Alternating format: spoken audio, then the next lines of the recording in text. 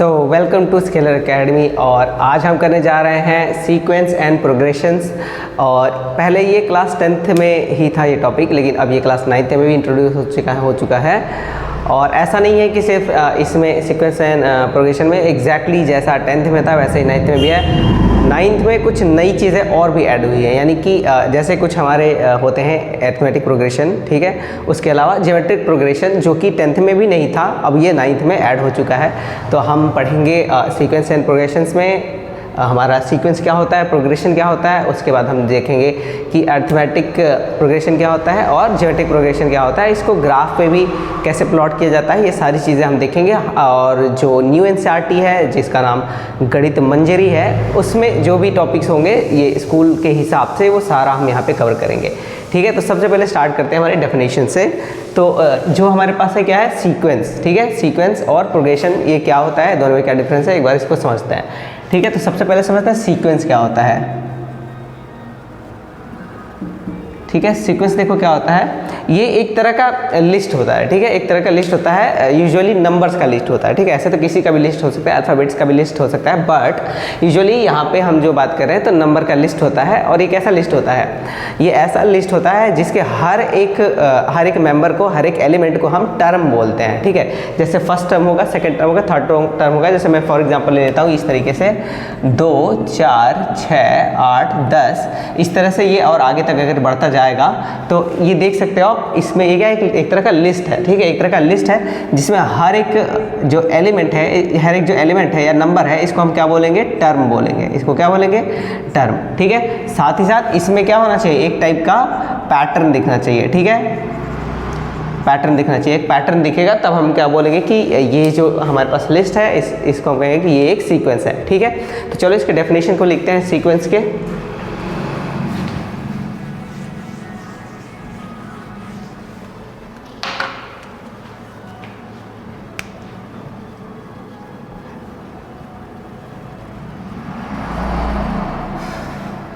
A list of numbers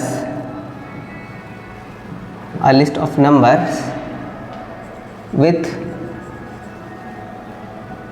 certain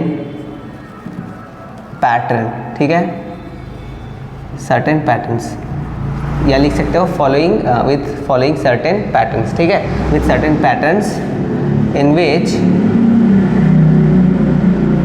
each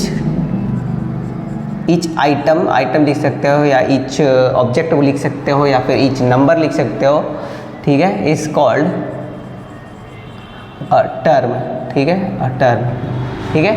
और इसमें sequence matter करता है, कौन पहले आएगा कौन बाद में आएगा, इससे फ़र्क पड़ता है, ठीक है। ऐसा नहीं है कि हम 2, 4, 6, 8 ऐसे है तो पहले 8 लिख दे बाद में 2 लिखें, ऐसा नहीं है। एक सीक्वेंस में हमारे पास जो लिस्ट होती है उसमें कौन पहला टर्म है कौन दूसरा टर्म, इस बात से फ़र्क पड़ता है। हम उसको इंटरचेंज नहीं कर सकते, ठीक है। तब तो हम इसको क्या कहेंगे, सीक्वेंस। अगर इंटरचेंज कर पाओगे तब वो सीक्वेंस नहीं कहेगा, तब तो वो सेट होता है। क्लास 11th में पढ़ोगे कि सेट क्या होता है, बट यहाँ पे फिलहाल सीक्वेंस की बात कर रहे हैं। सीक्वेंस वो होता है जिसमें एक पैटर्न होता है और हर एक जो आइटम है उसको हम टर्म बोलते हैं, ठीक है। तो इस तरह से हमारा डिफिनेशन होता है सीक्वेंस का। अब समझते हैं प्रोग्रेशन क्या होता है, ठीक है। प्रोग्रेशन देखो क्या होता है, जो प्रोग्रेशन है वो सीक्वेंस का ही एक टाइप है, यानी हर एक प्रोग्रेशन एक सीक्वेंस होता है, ठीक है। सीक्वेंस का एक सब टाइप है प्रोग्रेशन। कोई सा भी प्रोग्रेशन उठाओगे वो एक सीक्वेंस होगा, पर हर एक सीक्वेंस प्रोग्रेशन नहीं होगा क्योंकि ये उसका सब टाइप है, ठीक है। हर एक सीक्वेंस प्रोग्रेशन नहीं होगा। सीक्वेंस अलग अलग टाइप के हो सकते हैं जिसमें से कि एक प्रोग्रेशन है, और सारे सीक्वेंस प्रोग्रेशन नहीं हो सकते, बट सारे प्रोग्रेशंस सीक्वेंस होंगे। तो समझते हैं प्रोग्रेशन क्या होता है। देखो प्रोग्रेशन वो होता है जिसमें देखो किसी एक टाइप का हमारे पास मैथमेटिकल फॉर्मूला भी हो, ठीक है। तो हम लिख सकते हैं a sequence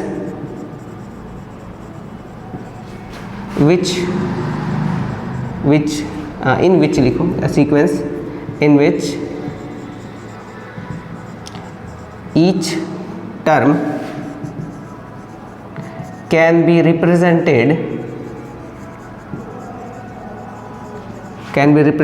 by a mathematical formula. A mathematical formula is called a progression, ठीक है। तो अगर कोई सीक्वेंस है, ठीक है, उसमें हर एक टर्म को हम कोई मैथमेटिकल फॉर्मूला दे पाएँ तो हम कहेंगे कि वो एक प्रोग्रेशन है, ठीक है। फॉर एग्जांपल लेते हैं, ऐसा एग्जांपल लेते हैं जो कि सिर्फ सीक्वेंस में प्रोग्रेशन ना हो। तो ऐसे समझते हैं जो हमारा सीक्वेंस है किसका, ऑड नंबर्स का, प्राइम नंबर्स का। जैसे फर्स्ट प्राइम नंबर क्या है 2, फिर 3, फिर 5, फिर 9 तो नहीं होगा, फिर होगा 11, नहीं 7 होगा, फिर होगा 11 और 13, इस तरीके से आगे बढ़ते जाएगा, ठीक है। तो ये हमारे क्या है, प्राइम नंबर्स का लिस्ट है, ठीक है। और क्योंकि इसमें एक पैटर्न है, ऑब्वियसली हर एक प्राइम नंबर है, हर एक नंबर प्राइम नंबर है, तो एक हमारा पैटर्न भी है, एक रूल है, एक लॉ है कि सबको क्या होना चाहिए, प्राइम नंबर होना चाहिए, तभी वो इस लिस्ट में आएंगे। तो यस, ये एक सीक्वेंस है और हर एक इसके आइटम को हम एक टर्म बोल सकते हैं, ठीक है। अब क्या बात इसमें है कि ये जो ऑड नंबर है इसके लिए आज तक कभी किसी भी मैथमेटिशियन ने आज तक कोई फॉर्मूला इसके लिए बना ही नहीं पाए हैं। मतलब ऐसा हमारे पास कोई मैथमेटिकल फॉर्मूला नहीं है जिसमें हम n की वैल्यू रख दें और हमको ये जो है आगे वाले जो है ऑड नंबर्स पता चले। फॉर एग्जांपल अगर मेरे से कोई कहे या किसी भी मैथमेटिशियन से कहे कि 1556 टर्म, ठीक है, 1556 टर्म इस सीक्वेंस में कौन सा होगा, तो ये कोई नहीं बता पाएगा। इसका रीज़न से यही है कि हमारे पास कोई मैथमेटिकल फॉर्मूला ही नहीं है जिससे कि हम ऑड नंबर्स को प्रेडिक्ट कर सके आगे वाला कौन सा आएगा, ठीक है। ये हमेशा हमको चेक करके ही पता चलता है। हम डिवाइड करते हैं, अगर डिवाइड नहीं हो पा रहा है किसी से तो वो प्राइम नंबर है, बस इतना ही हमें पता है और कोई हमारे पास मैथमेटिकल रूल नहीं है, ठीक है। अब मानते हैं जैसे मान लो प्रोग्रेशन के लिए एक एग्जाम्पल लेते हैं, ठीक है। तो ये वाला जो हमने लिया है लिस्ट, ये एक सीक्वेंस जरूर है पर एक प्रोग्रेशन नहीं है, क्योंकि कोई मैथमेटिकल हमारे पास इसके लिए फॉर्मूला नहीं है जो इसको रिप्रेजेंट कर सके, ठीक है। तो इसलिए हम इसको बोलेंगे कि वो एक सीक्वेंस ज़रूर है पर एक प्रोग्रेशन नहीं है।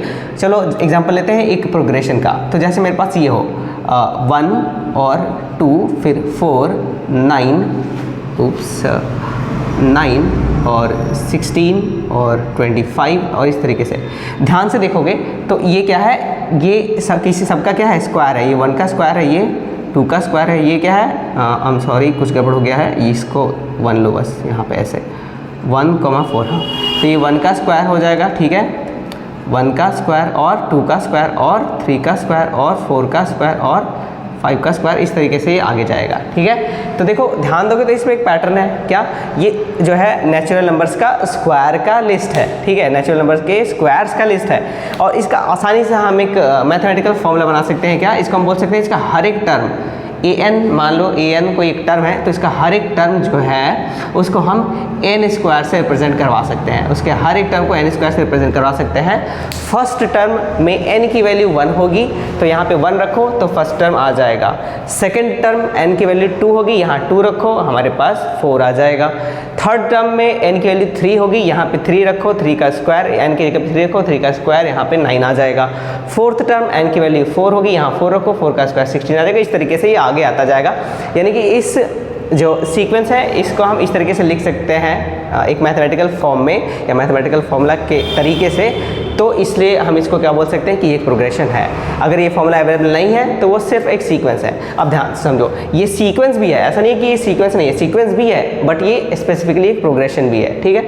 लेकिन ये वाला जो है ये सीक्वेंस तो है बट प्रोग्रेशन नहीं है। तो हर एक प्रोग्रेशन सीक्वेंस होता है बट हर एक सीक्वेंस प्रोग्रेशन हो ऐसा ज़रूरी नहीं है, ठीक है। तो ये वाला सीक्वेंस जो है हमारे पास ये एक प्रोग्रेशन भी है बट ये वाला सीक्वेंस प्रोग्रेशन नहीं है। तो इस तरीके से हम सीक्वेंस और प्रोग्रेशन को समझते हैं। तो आई होप समझ में आ गया होगा। तो चलो अब आगे बढ़ते हैं और चीज़ें समझते हैं एक सीक्वेंस एंड प्रोग्रेशंस के बारे में।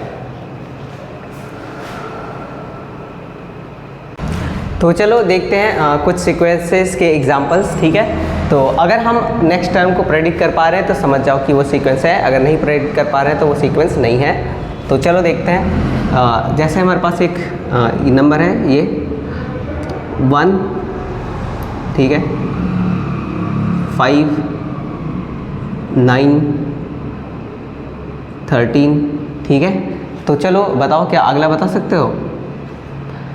तो ध्यान दोगे तो 4 ऐड हुआ है 5, फिर 4 ऐड हुआ है 9, फिर 4 ऐड हुआ है 13, फिर 4 ऐड होगा तो कितना हो जाएगा 17। तो यस ये क्या होगा, एक सीक्वेंस है, ठीक है। और कोई एग्जांपल ले लेते हैं, जैसे 1/6, 1/7, 1/8, 1/9, और डैश डैश। तो देखो क्या आगे का इसका टर्म हम प्रेडिक्ट कर सकते हैं, ऑब्वियसली क्या हो जाएगा 1/10। तो ये भी क्या हो जाएगा, एक सीक्वेंस है, ठीक है।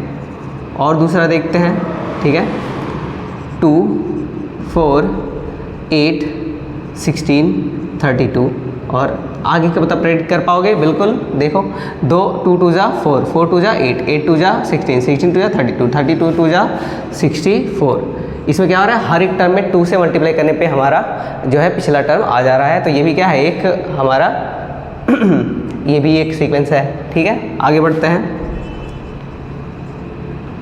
√2 या ऐसे स्टार्ट करते हैं, √1 √2 √3 √4 और ये डैश। बताओ क्या होगा आगे, ऑब्वियस सी बात है, आगे होगा √5, ठीक है। तो ये भी हमारा एक सीक्वेंस है। 2 का स्क्वायर या 1 से स्टार्ट कर लेते हैं, 1 का स्क्वायर 2 का स्क्वायर 3 का स्क्वायर 4 का स्क्वायर, ये भी हमने आगे देखा ही था, ये भी एक हमारा सीक्वेंस है, ठीक है। और देखो करते हैं आगे, 1 का क्यूब 2 का क्यूब ऐसे ले लेते हैं, 3 का क्यूब 4 का क्यूब और इस तरीके से आगे जाएगा। तो ऐसे बहुत सारे सीक्वेंस हमारे पॉसिबल होंगे, ठीक है। एक और मैं लिख देता हूँ यहाँ पे, एक थोड़ा सा अलग वाला, 1 1 2 3 5 8 13 और इसी तरह से आगे जाता जाएगा। क्या इसमें तुम पैटर्न प्रेडिक्ट कर सकते हो, ठीक है। देखो शुरू में देखने पे लगेगा कोई पैटर्न ही नहीं है, क्योंकि इसमें कोई गैप नहीं है, दोनों सेम ही नंबर है। फिर इसमें लगेगा 1 का गैप है, इसमें 1 का गैप है, ठीक है, दोनों 1 का गैप है। इसमें सडनली 2 का गैप हो गया, फिर इसमें सडनली 3 का गैप हो गया। तो कुछ समझ में नहीं आ रहा है कि चल क्या रहा है, ठीक है। लेकिन ध्यान से देखोगे तो एक्चुअली में किया क्या गया है, इन दोनों पिछले 2 टर्म्स को ऐड किया गया हमेशा। तो ठीक है, ये हमारा जो है 1 में 1 ऐड किया तो यहाँ से इस तरीके से 1 में 1 ऐड किया तो 2 आ जाएगा, फिर 2 में 1 ऐड किया तो 3 3 में 2 ऐड किया तो 5 5 में 3 ऐड किया तो 8 8 में 5 ऐड किया तो 13। इस तरीके से पिछले 2 टर्म्स को ऐड करके जो है नेक्स्ट टर्म हमारा जनरेट होता है।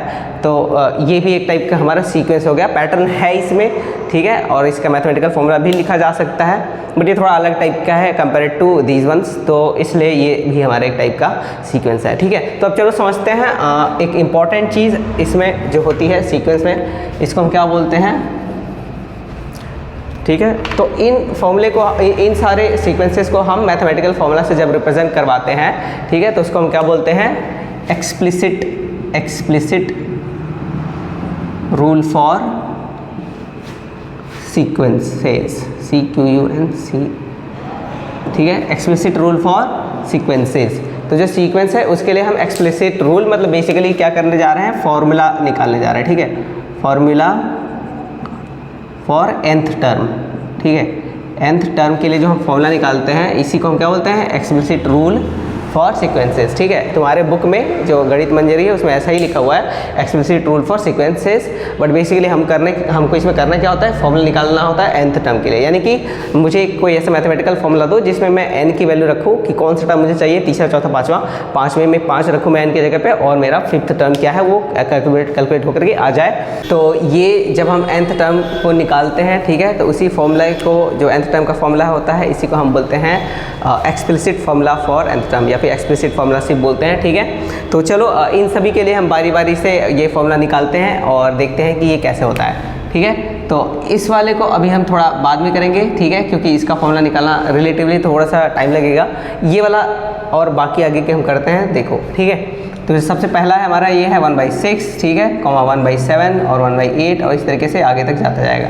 मान लो मुझे अगर कोई एक फॉर्मूला मैथमेटिकल चाहिए जो कि इसके nth टर्म को डिस्क्राइब कर सके, इसके nth टर्म को डिस्क्राइब कर सके, ठीक है, an जो है हम nth टर्म के लिए कह रहे हैं।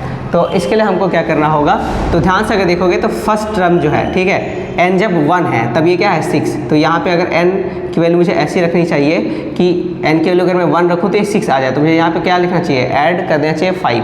तो अब क्या होगा, जैसे ही मैं n की वैल्यू क्या रखूँगा 1, जैसे मैं यहाँ पे मैं निकालूंगा an equal to a1 equal to क्या हो जाएगा 1/1 + 5, तो ये ऑटोमेटिक क्या हो जाएगा 1/6। अगर मैं a2 निकालूंगा तो ये 1/2 2 + 5 हो जाएगा जो कि 1/7 हो जाएगा, वही जो यहाँ पे है। और अगर मैं A3 करूँगा तो ये हो जाएगा 1/3 + 5 जो कि 1/8 हो जाएगा। तो देखो बिल्कुल सही सही ये फॉर्मूला आ रहा है। तो इसलिए जो हमारा an = 1/n + 5 है, ये इसका एक एक्सप्लिसिट फॉर्मूला हो जाएगा। ठीक है, इस तरीके से हम एक्सप्लिसिट फॉर्मूला निकालते हैं अलग अलग सीक्वेंसेस का। तो चलो नेक्स्ट वाला देखो है, उसका एक्सप्लिसिट फॉर्मूला निकालते हैं। इसको लिख लो।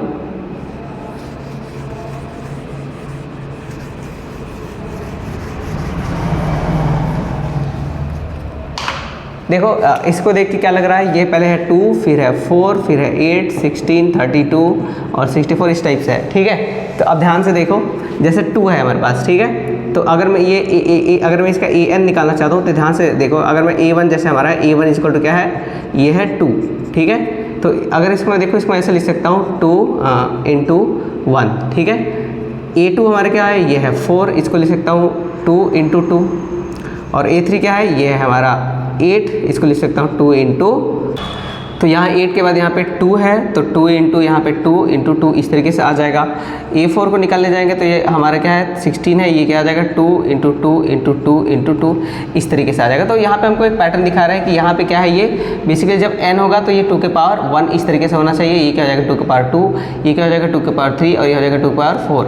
ठीक है, तो अब देखो बिल्कुल मैच कर रहा है। 4 के लिए यहाँ पे 4 है, 3 के लिए यहाँ पे 3 है, 2 के लिए यहाँ पे 2 है, 1 के लिए यहाँ पे 1 है। इसका मतलब कि अगर हमारे पास क्या होता, एक n निकालना होता तो हमें क्या करना पड़ता, 2⁻n करना पड़ता। ये हमारा क्या हो जाएगा, इसका यहाँ पे एक्सप्लिसिट फॉर्मूला हो जाएगा। ठीक है, पैटर्न को देखते हुए हम एक्सप्लिसिट फॉर्मूला निकाल सकते हैं। जैसे पहला था तो ये 2⁻1 था, दूसरा क्या था 2⁻2 था, तीसरा 2⁻3 है, चौथा 2⁻4 है। तो nth वाला जो होगा वो 2⁻n होगा। ये बहुत ही ऑब्वियस है।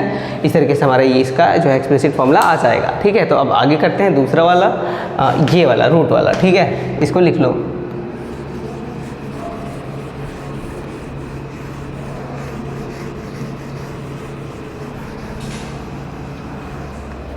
तो अब हमारे पास क्या है, ये √1, √2, √3 और √4 इस तरीके से आगे जाता जाएगा। तो बेसिकली ये तो बहुत ही इजी है। हमको दिखाई दे रहा है कि a1 = अगर √1 है, a2 अगर √2 है, a3 अगर √3 है, तो an हमारा √n होना चाहिए। बिल्कुल आसान, यही हमारा एक्सप्लिसिट फॉर्मूला हो जाएगा। तो ये भी हो गया। ठीक है, ये हो गया, ये हो गया और ये भी हमने कर लिया। आगे बढ़ते हैं, देखो दूसरा वाला करते हैं। ये इसको लिख लो।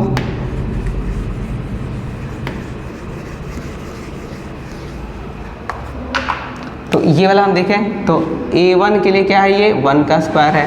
a2 के लिए क्या है, ये वाला कर रहे हैं, ठीक है ना।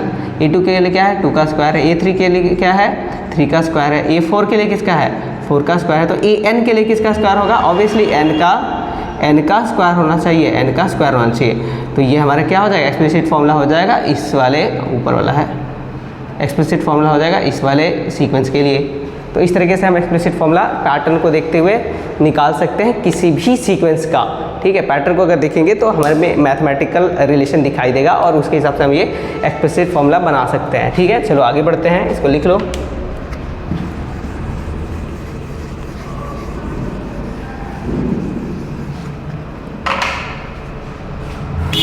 ये भी हो गया। अब ये देखो, ये ऑब्वियसली वही चीज़ है। ये क्या हो जाएगा, ये n = क्या हो जाएगा, n⁻3 या n का क्यूब इस तरह से हो जाएगा। ये इजी है।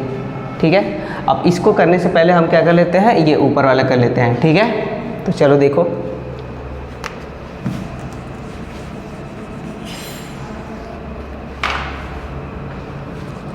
तो अब समझते हैं कि a1 क्या है, मेरे पास यहाँ पे 1 है। a2 क्या है, ये थोड़ा कॉम्प्लिकेटेड है, ध्यान से समझना। a2 क्या है, 5 है। और a3 क्या है, ये है 9। और a4 क्या है, इसको लिख सकते हैं 13। ठीक है, तो अब ये 1 के लिए 1 है, इसमें कोई दिक्कत नहीं है, बिल्कुल ठीक लग रहा है, कोई परेशानी नहीं है। ठीक है, 5 के लिए क्या है, यहाँ पे ये है 1 + 4। ठीक है, 9 के लिए क्या है, ये है 1 + 8। ठीक है, और 13 के लिए क्या है, 1 + 12। अगर मैं इसके आगे की भी बात करूँ, ठीक है, 5 पे, तो ये हो जाएगा हमारा 70 क्या है, 1 + 16। ठीक है, इस तरीके से देखो लिखा गया है सारा। ठीक है ना, आगे बढ़ते हैं। इसको मैं मिटा देता हूँ थोड़ा सा जगह बनाने के लिए।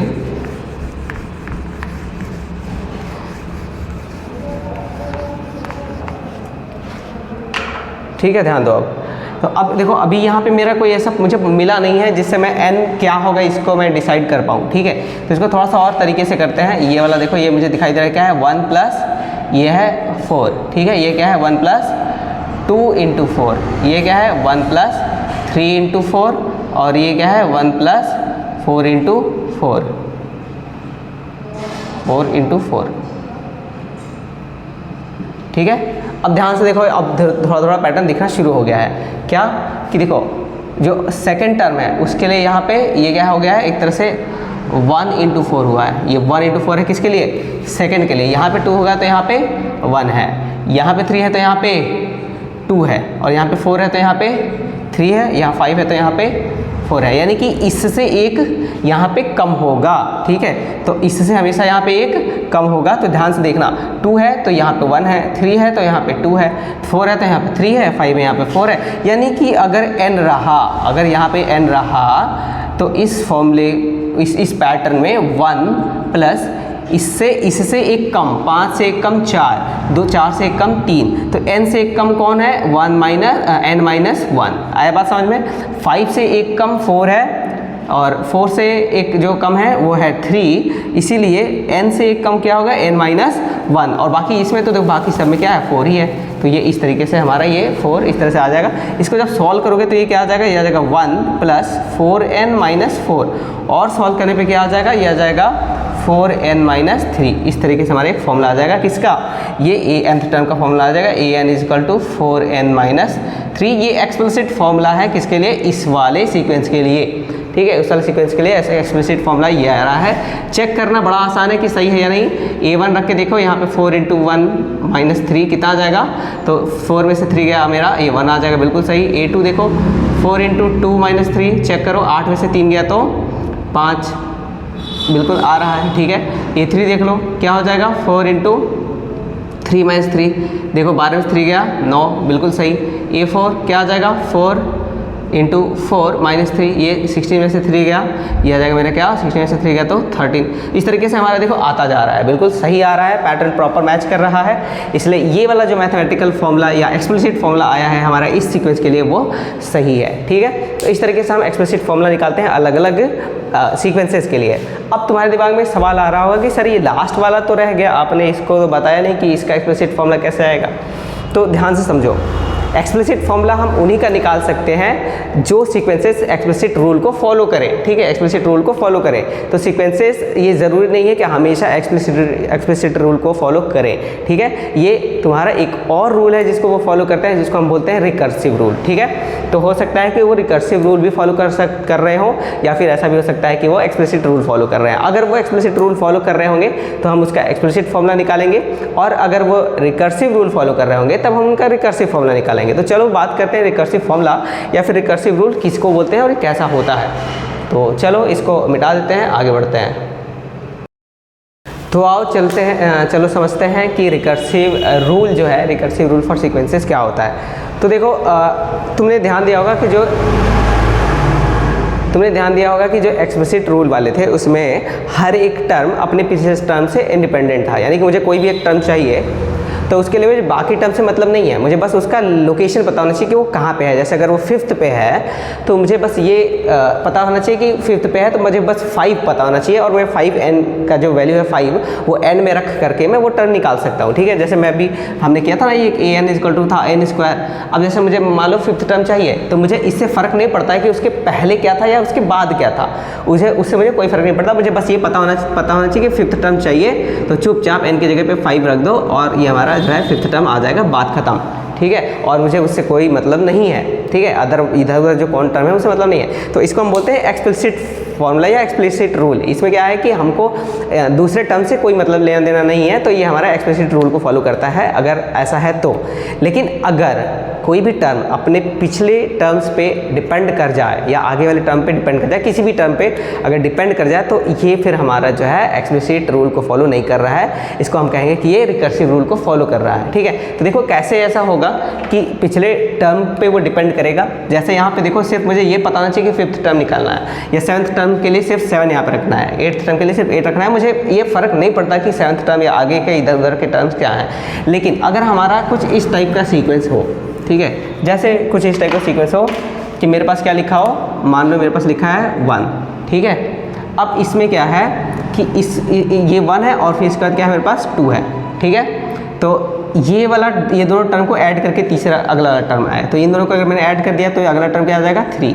फिर पिछले वाले दोनों टर्म को ऐड कर दिया तो मेरा क्या आ जाएगा, ये आ जाएगा 5। फिर इन दोनों को ऐड कर दिया तो 5 3 क्या आ जाएगा 8, और फिर 8 5 ऐड किया तो कितना आ जाएगा, ये आ जाएगा 13। और इस तरीके से जब हम पिछले वाले टर्म को हमेशा ऐड करते जाते हैं तो इसको हम क्या बोलते हैं कि ये सीक्वेंस में पैटर्न जरूर है, ठीक है, लेकिन ये पैटर्न किस रूल को फॉलो कर रहा है, ये रिकर्सिव रूल को फॉलो कर रहा है। यानी कि इसका जो nth टर्म है वो बेसिकली पीछे के 2 टर्म को ऐड करने पे आ रहा है। जो ये देखो थर्ड टर्म है, थर्ड टर्म वो बेसिकली क्या है, अगर मैं यहाँ पे थर्ड टर्म की बात करूँ तो ये third term a1 plus a2 से आ रहा है। आया समझ में, मतलब पिछले 2 टर्म को ऐड करने पे आ रहा है। जैसे मेरा अगर मुझे चाहिए a5 तो मुझे ये डायरेक्ट 5 पता होने से नहीं आएगा कि 5th टर्म मुझे निकालना है, मुझे 5 की वैल्यू पता चले, कोई मुझे फॉर्मूला पता हो उसमें 5 रख दूँ आ जाए, ऐसा नहीं होगा। मुझे अगर 5th टर्म निकालना है तो मुझे ए 4th टर्म, ठीक है, इसको मैं उल्टा ही लिख देता हूँ 2 यहाँ पे बनना, यहाँ पे तो मुझे 4th टर्म और उसके पीछे एक और 3rd टर्म ये पता होना चाहिए, तभी मेरा 5th टर्म निकलेगा, ठीक है। अगर मुझे a10 चाहिए उसके लिए मुझे a9 और प्लस a8 ये दोनों ही पता होने चाहिए। यानी कि अगर मुझे कोई भी टर्म चाहिए तो उसके लिए मुझे अदर टर्म्स की हेल्प लेनी पड़ेगी, ठीक है, पिछले 2 टर्म्स की हेल्प लेनी पड़ेगी, तभी मैं वो टर्म निकाल पाऊंगा। ऐसे पैटर्न को फॉलो करने वाले सीक्वेंसेस को हम कहते हैं रिकर्सिव रूल फॉलो करने वाले ये सीक्वेंसेस हैं, ठीक है। तो इस तरह से ये लिखा जाता है। तो अगर मैं इसको फॉर्मूले में कन्वर्ट करूँ तो ध्यान दो, यहाँ पे अगर क्या है 10 है तो यहाँ पे इससे एक कम है यानी 9, और इससे एक कम ये है 8। यहाँ पे 5 है तो इससे एक कम 4, फिर इससे कम क्या है 3। ऐसे ही यहाँ पे 3 है, फिर 2 है, फिर 1। तो अगर मैं यहाँ पे लिखूँ फॉर्मूला इसका रिकर्सिव फॉर्मूला, ठीक है, इस केस में ये जो फॉर्मूला हमारा निकल गया है इसको हम बोलेंगे रिकर्सिव फॉर्मूला, ठीक है, इसको बोलेंगे रिकर्सिव फॉर्मूला। तो ये क्या हो जाएगा, ये हो जाएगा हमारा an इज इक्वल टू, ठीक है, an is equal to a इससे जस्ट एक कम 10 है तो एक कम, n से एक टर्म कम क्या हो जाएगा n माइनस 1 प्लस a, ये क्या हो जाएगा इससे एक कम एक और, ये 98 नहीं लिखा है, ये लिखा हुआ है a8, ठीक है। तो ये हमारा क्या हो जाएगा एक और कम, ठीक है, पहले 10 में से 2 कम हो जाएगा तो इसी तरीके से यहाँ पे n में से 2 कम हो जाएगा n माइनस 2। तो ये हमारा जो इस तरीके का जब फॉर्मूला हम लिखेंगे तो इस तरह के फॉर्मूले को हम क्या बोलते हैं रिकर्सिव फॉर्मूला, ठीक है। क्या हो रहा है, nth टर्म चाहिए तो n माइनस 1th टर्म, ठीक है, n माइनस 1 अगर nth टर्म चाहिए तो उसके लिए n minus 1th term plus n minus 2th term को हमको क्या करना पड़ेगा, ऐड करना पड़ेगा, तब जाके हमारा nth टर्म आएगा। जैसे अगर मुझे 13 जो कि हमारा कौन सा टर्म है 1 2 3 4 5 6 7, अगर मुझे 7th टर्म चाहिए, ठीक है, तो उसके लिए मुझे a 6th और a 5th टर्म दोनों को ऐड करके लाना पड़ेगा, तभी मेरा ये 7th टर्म आ पाएगा। इस तरह के सीक्वेंसेस को हम बोलते हैं ये रिकर्सिव रूल फॉलो कर रहे हैं, और इनके लिए हम हमेशा रिकर्सिव फॉर्मूला निकालते हैं। इनके लिए एक्सप्लिसिट फॉर्मूला निकाल नहीं सकते बिकॉज ये जो सीक्वेंसेस है वो रिकर्सिव फॉर्मूले को फॉलो, रिकर्सिव रूल को फॉलो कर रहे हैं, ठीक है। हाँ, लेकिन कई बार ऐसा होता है कि ऐसे जो सीक्वेंसेस हैं जो कि एक्सप्लिसिट रूल को फॉलो कर रहे हैं वो इसको भी फॉलो करते हैं, रिकर्सिव रूल को भी साथ में फॉलो करते हैं, तो हम रिकर्सिव फॉर्मूला भी उसका निकाल सकते हैं। तो मैं दिखाता हूँ, देखो कैसे हम रिकर्सिव फॉर्मूला भी निकाल सकते हैं उसका, ठीक है।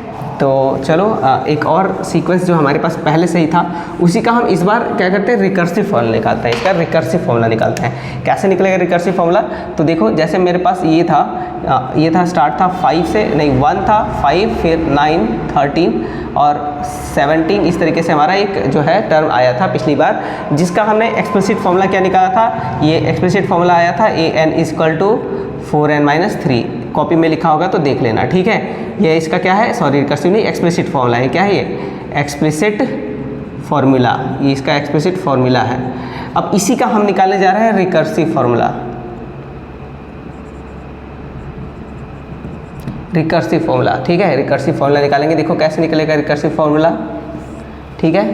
तो रिकर्सिव फॉर्मूला निकालने के लिए ऐसे समझो, पिछले टर्म में क्या ऐड किया गया कि 5 आया है 4, फिर पिछले टर्म में क्या ऐड कर दिया गया है कि 9 आया है, अगेन 4, फिर पिछले टर्म में क्या ऐड कर देते, तो इस तरह से हर पिछले टर्म में हम क्या ऐड कर रहे हैं, एक कांस्टेंट नंबर को ऐड कर रहे हैं, तब जा करके हमारा अगला टर्म आ रहा है। तो यहाँ पे हम रिकर्सिव रूल के हिसाब से सोच रहे हैं, ठीक है। तो रिकर्सिव रूल के हिसाब से सोचा है तो रिकर्सिव का फॉर्मूला निकाल सकते हैं। कैसे? ऐसा समझो कि जो हमारा A1 है, ठीक है, वो तो 1 है, A2 है वो कैसे आया है, ये आया है A1 में हमने 4 ऐड कर दिया। A3 कैसे आया है, ध्यान समझ लो, देखो A1 में ही 4 ऐड किया ना ऑब्वियसली, ठीक है। ये A3 कैसे आ रहा है, ये A2 में हमने 4 ऐड कर दिया। A2 क्या था हमारा 5 था, जिसमें 4 ऐड करने पे A3 आ जा रहा है, ठीक है। समझ आ रही बात? देखो ये हमारा क्या है 1 है, ये क्या है 5 है, ये क्या है 9, ठीक है ना। इसी 5 में 4 ऐड करने से देखो, इसी 1 में अगर 4 ऐड कर दिया तो 5 आ रहा है, इसी 5 में अगर 4 ऐड कर दिया तो 9 आ रहा है। और अगर 4 की बात करें A4 की, तो ये A3 प्लस 4 है, ये इसी 9 में 4 ऐड करने पे हमारा 30 आ रहा है। तो इस तरीके से अगर हम इस सेम चीज़ को सोचते हैं तो यहाँ पे हम रिकर्सिव रूल को समझ रहे हैं, ठीक है। तो यहाँ पे रिकर्सिव फॉर्मूला लिख सकते हैं। क्या बनेगा कि देखो 1 के लिए 1 था, 2 के लिए क्या था, 2 के लिए फर्स्ट टर्म प्लस 4, 3 के लिए क्या था सेकंड टर्म प्लस 4, 4 के लिए क्या था थर्ड टर्म प्लस 4। इसी तरह से अगर n के लिए बात करें तो क्या हो जाएगा, n से इससे कम, 4 से कम, यानी n माइनस 1 टर्म प्लस 4, ये हमारा इसका रिकर्सिव फॉर्मूला हो जाएगा। सेम हमारा सीक्वेंस है, लेकिन अब इसके लिए हमने एक रिकर्सिव फॉर्मूला निकाल लिया है। क्या है वो, an is equal to an minus 1 plus 4, ये हमारा रिकर्सिव फॉर्मूला है। 2 टाइप के फॉर्मूले हम निकाल लिए हैं, यहाँ पे है हमारा एक्सप्लिसिट फॉर्मूला और ये है रिकर्सिव फॉर्मूला। सेम सीक्वेंस के लिए 2 तरह के फॉर्मूले हम निकाल सकते हैं, ऐसा पॉसिबल है, ठीक है। तो इस तरह से देखो, जैसे हम सोचेंगे रूल इस तरीके से निकाल सकते हैं। यहाँ एक्सप्लिसिट फॉर्मूला है, इसमें साफ साफ दिख रहा है, सिर्फ n की वैल्यू बताओ और टर्म ले जाओ, n की वैल्यू बताओ और टर्म ले जाओ, ये हमारे क्या है एक्सप्लिसिट फॉर्मूला। यहाँ पे क्या है, सिर्फ n की वैल्यू बताने से काम नहीं चलेगा, हमको वो टर्म पता होना चाहिए, ठीक है ना। nth टर्म के जस्ट पहला वाला टर्म क्या है ये अगर पता होगा तो ये वाला फॉर्मूला हम यूज़ कर सकते हैं, और अगर नहीं पता है तो ये वाला फॉर्मूला यूज़ कर सकते हैं। इस तरीके से अलग अलग फॉर्मूले हमारे आते हैं। इसके बारे में और डिटेल में ये दोनों के बारे में हम पढ़ेंगे जब हम अरिथमेटिक प्रोग्रेशन स्टार्ट करेंगे तब। फिलहाल के लिए इतना जो है समझ लो। तो अब इस वाले को अगर देखा जाए तो इसमें भी क्या है, रिकर्सिव फॉर्मूला ही लगा हुआ है, ठीक है ना। इसको मैं मिटा देता हूँ, हो गया ये।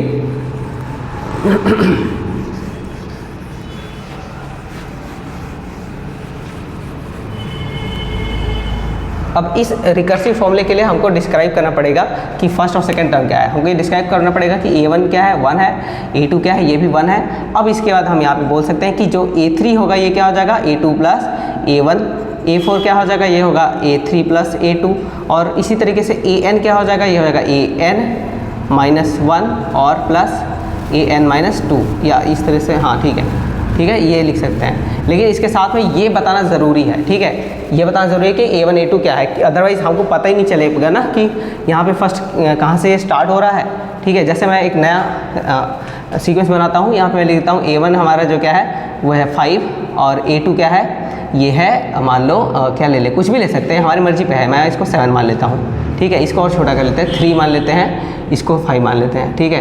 अब देखो, अब ये मान लिया और हमने क्या बोल दिया कि हमारा रिकर्सिव फॉर्मूला क्या है इसके लिए, ये है an is equal to an minus 1 plus an minus 2। अब इसी फॉर्मूले पे सारे सीक्वेंसेस आते जाएंगे। तो देखो क्वेश्चन में तुम्हें ऐसे बोल सकता है कि सीक्वेंस देगा, कहेगा इसका रिकर्सिव फॉर्मूला बताओ, या रिकर्सिव फॉर्मूला दे देगा कहेगा सीक्वेंस बताओ। एक्सप्लिसिट फॉर्मूला दे देगा कहेगा कि सीक्वेंस बताओ, या फिर सीक्वेंस दे देगा कहेगा इसका एक्सप्लिसिट फॉर्मूला डिराइव करो।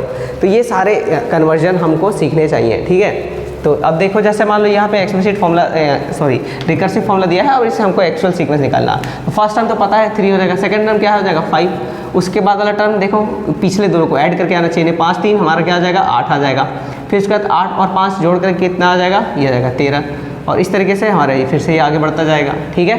कोई भी नंबर लिख सकते हैं, जरूरी नहीं है। यहाँ पे मान लो अगर मैं 8 लिख देता, यहाँ पे लिख देता 9, ठीक है, तब ये कहानी बदल जाती। तब क्या हो जाता, तब देखो ऐसा हो जाता 8 9 और 8 9 को जोड़ दो कितना हो जाएगा, ये हो जाएगा 17, 17 और 9 जोड़ दो कितना हो जाएगा, ये तुम्हारा आ जाएगा 26। तो इस तरीके से ये जाता जाएगा। तो जितना तुम यहाँ पे A2 A1 A2 का वैल्यू चेंज करते जाओगे, सेम ही फॉर्मूले पे अलग अलग सीक्वेंस आते जाएंगे, ठीक है। तो इस तरीके से हमारा रिकर्सिव फॉर्मूला, रिकर्सिव रूल, ये सारी चीज़ें फॉलो होती हैं। तो एक एग्जांपल लेते हैं, ठीक है। और इसके लिए मैं बोलूँगा कि इसके लिए एक रिकर्सिव फॉर्मूला और एक्सप्लिसिट फॉर्मूला दोनों डिराइव करना है, ठीक है। तो चलो मैं ये यहाँ पे लिख देता हूँ बोर्ड पे। तुम ट्राई करना कि इसका रिकर्सिव फॉर्मूला और एक्सप्लिसिट फॉर्मूला दोनों ही डिराइव कर पाओ, ठीक है। तो चलो मैं लिख देता हूँ यहाँ पे।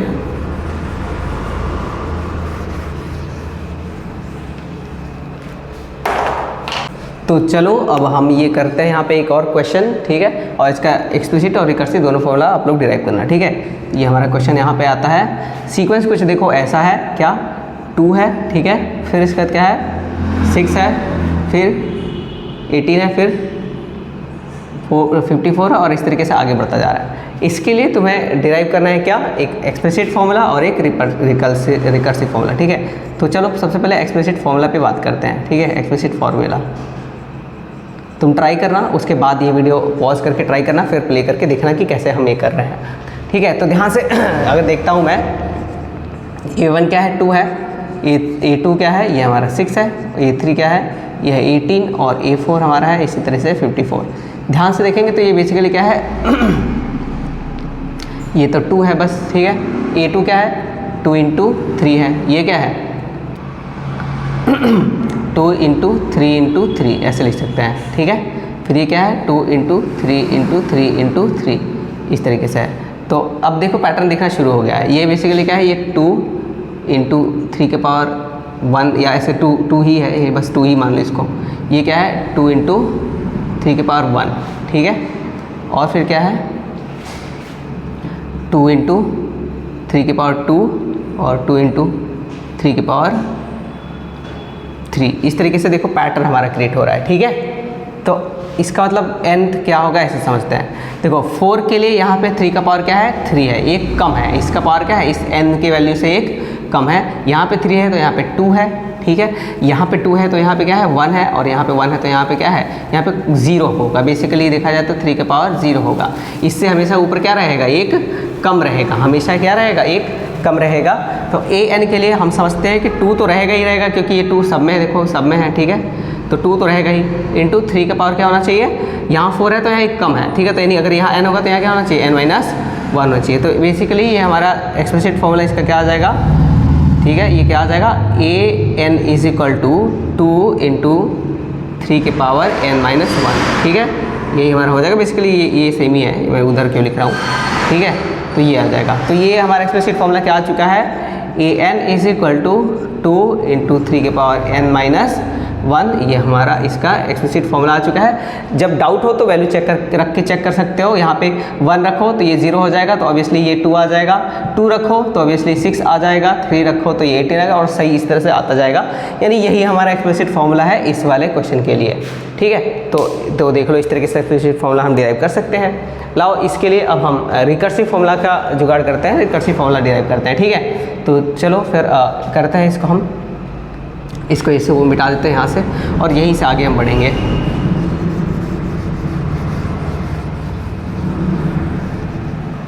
तो अगर ध्यान से देखा जाए तो ये तो ठीक है, ये तो 2 है। इसमें क्या किया गया है 2 में 3 से मल्टीप्लाई किया गया है, ठीक है।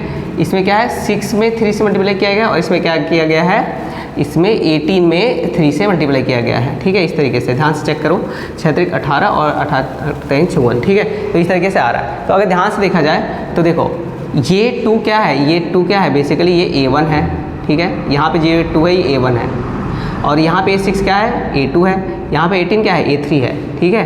समझ आ रहा है बात। इसको ऐसे भी लिख सकते हैं क्या, ये तो हमारा 2 ही रहेगा, ठीक है। इसको क्या लिख सकते हैं 2, इसको लिख सकते हैं ये A1 × 3, इसको क्या लिख सकते हैं A2 × 3, इसको क्या लिख सकते हैं A3 × 3। यानी कि पिछले टर्म में सिर्फ क्या करना है हमें 3 से मल्टीप्लाई करना है। पिछला जो भी टर्म हमारा आया है, जैसे ये 18 आया है तो इसमें 3 से मल्टीप्लाई देखो, जैसे ये पिछला टर्म क्या है 2 है, इसमें 3 से मल्टीप्लाई करो 6 आ जाएगा, 6 में 3 से मल्टीप्लाई करो 18, 18 में 3 से मल्टीप्लाई करो 54। यानी पिछले टर्म में हमको सिर्फ क्या करना है 3 से मल्टीप्लाई कर देना है, तो अगला टर्म आ जाएगा। तो इस तरीके से जब पिछले वाले टर्म पे जो डिपेंडेंसी है इसी को हम रिकर्सिव रूल कहते हैं, और इस तरीके से हम रिकर्सिव फॉर्मूला इसका निकाल सकते हैं। क्या करना है कि जो भी टर्म है उसके पिछले वाले